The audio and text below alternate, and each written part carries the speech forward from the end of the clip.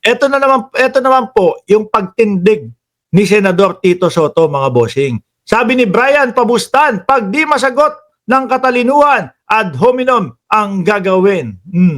Listening to the privileged speech of the distinguished gentleman from Tarlac, the basis of your motion to dismiss is the Supreme Court's decision, which is now pending appeal by virtue of the MR or the motion for reconsideration filed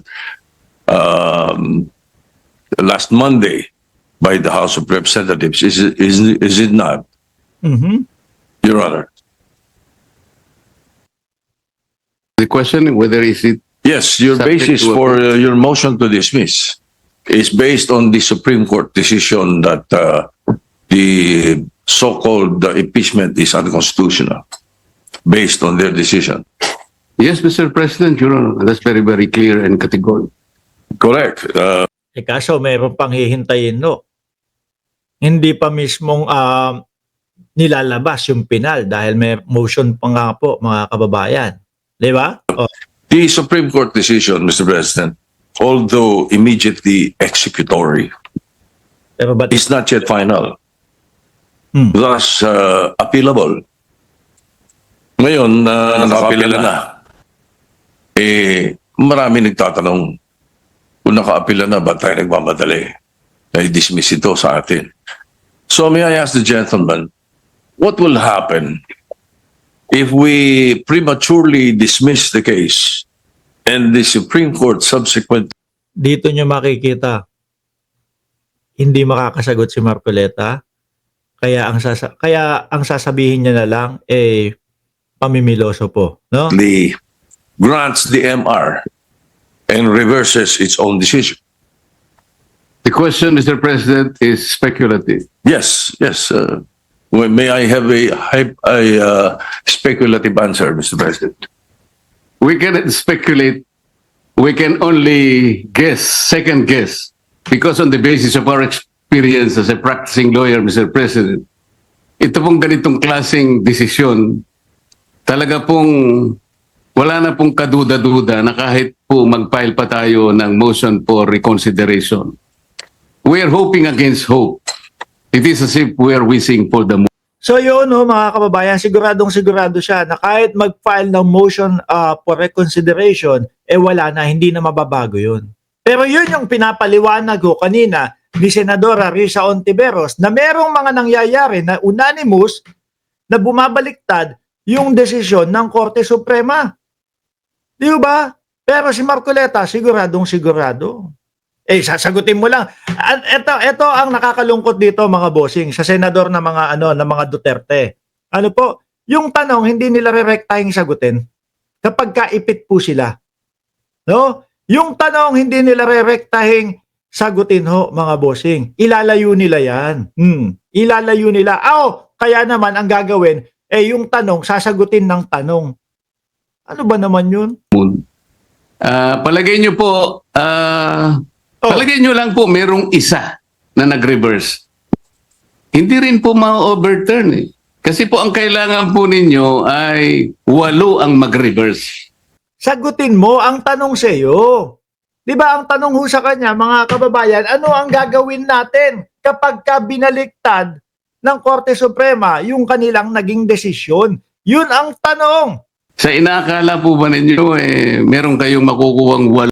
Ang sagot ni Marcoleta, eto. Sa tingin nyo ba may makukuha kayo ng mga boto o para mabaliktad yung desisyon? Sagutin mo yung tanong. Di ba? Yan ang style ng mga Duterte senators, mga kababayan.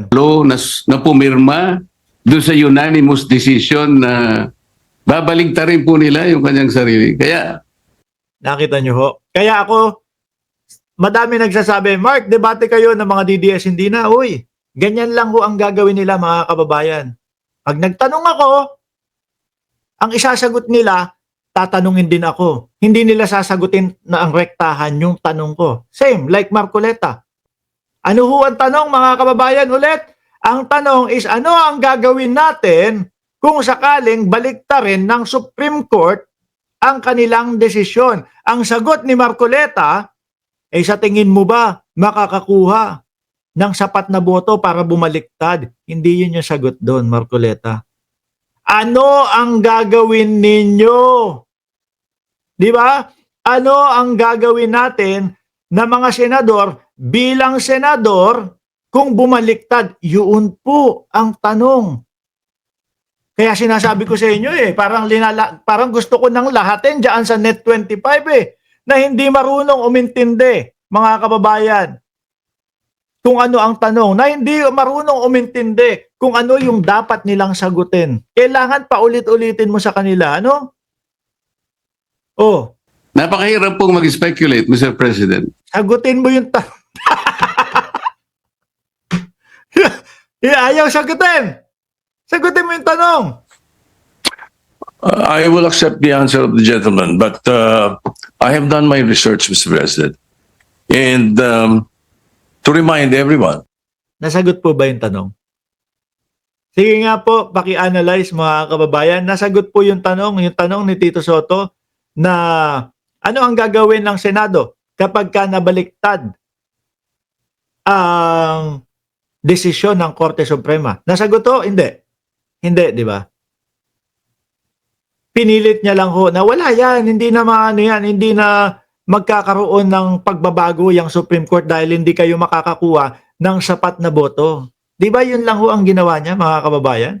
Akala siguro ni Marcoleta, nasa House of Representative pa siya, hindi uubra ang KUPS. Alam niyo ho mga bossing, kaya lang naman sila nanalo dahil madami ang kaalyado ng mga Duterte doon sa Senado. At yun lang po yun. At uulit-ulitin ko po, wala ni isa man tayong narinig na naidepensa nila ang vice-presidente at sinasabi o sinabi na hindi magnanakaw ang vice-presidente.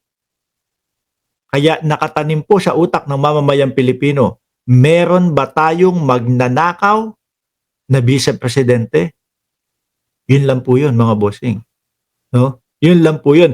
Maaari na dahil po ganyan, hindi maipaituloy yung impeachment, pwedeng panalo nila yan, pero hindi nila masasabi na panalo sila sa utak ng mamamayang Pilipino. Dahil mananatili po sa utak ng mamamayang Pilipino na meron tayong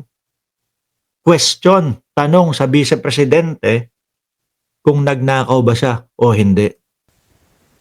the reversal of the Supreme Court's own decision is not impossible, even in landmark cases.